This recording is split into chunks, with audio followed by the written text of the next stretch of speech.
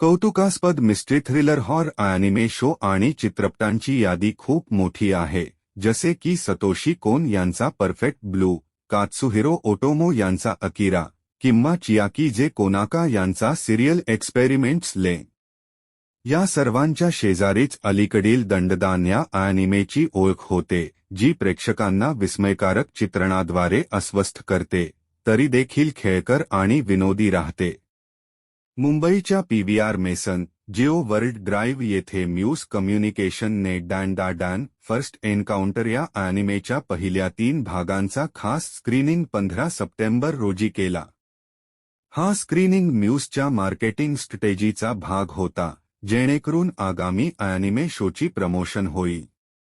या शोचे केंद्रबिंदू म्हणजे 2 प्रमुख पात्रं, केन ओकारून ताकाकुरा, नत्सुकी हाना हा मुलगा जो एलियनवर विश्वास ठेवतो आणि मोमो आयासे शिओन वकायामा ही मुलगी जी भूतांवर विश्वास ठेवते. ओकारून हा समाजात थोडा बाहेरचा असतो, तर मोमो आत्मविश्वासपूर्ण आणि दयाळू असते.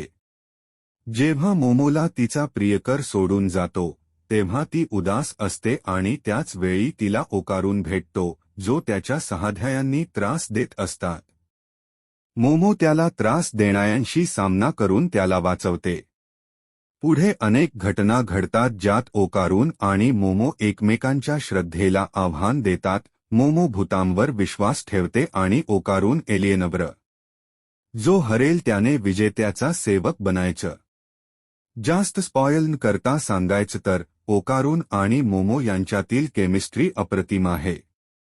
प्रेम आणि उबदार क्षण, खोडकर वादविवाद, एकमेकांना समजून घेणं आणि त्यांचं समर्थन करणं आणि त्यांचे अतिशयोक्तीपूर्ण मजेशीर संवाद हे शोचे खरे बलस्थान आहे.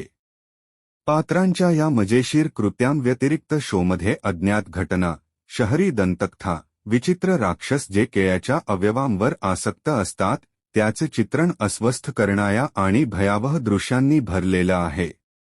या शोमधील अलौकिक शक्तींचा फारसा फोकस नसला तरी त्यांच्यामुळे ओकारून आणि मोमो यांच्यातील नातं अधिक घट्ट होतं, ज्यासाठी प्रत्येक प्रेक्षक वाट पाहत असतो. त्यात झपाट्याने चालणारी एक्शन दृश्यम आणि अनोखे डिझाईन असलेल्या राक्षसांचं चित्रण आणखीनच थरारक बनवतं. या शोचा आर्ट स्टाईल पारंपरिक अॅनिमे शैलीत राहूनही ताजेपणा दाखवतो आणि प्रत्येक दृश्याला नवीन ऊर्जा देतो. मंगा लेखक आणि चित्रकार युकिनोबी तात्सू यांच्या कथेवर आधारित ही मालिका मंगाच्या चाहत्यांसाठी एक खास ट्रीट आहे आणि तिने जागतिक पातळीवर मंगाचा पोचवलेला प्रभाव आणखी वाढवला आहे. पहिल्या 3 भागांनी शोबद्दल खूप अपेक्षा निर्माण केल्या आहेत आणि जर दंडदान या अपेक्षांवर उतरला तर ओटाकूंना एक धमाल अनुभव मिळणार आहे. अंतिम निर्णय 5 पैकी 4. तर मित्रांनो, हा होता डॅन फर्स्ट एन्काउंटर सिरीजचा रिव्ह्यू. तुम्हाला ही सिरीज कशी वाटली हे कमेंट बॉक्समध्ये नक्की सांगा. आवडल्यास लाईक आणि सबस्क्राईब करायला विसरू नका.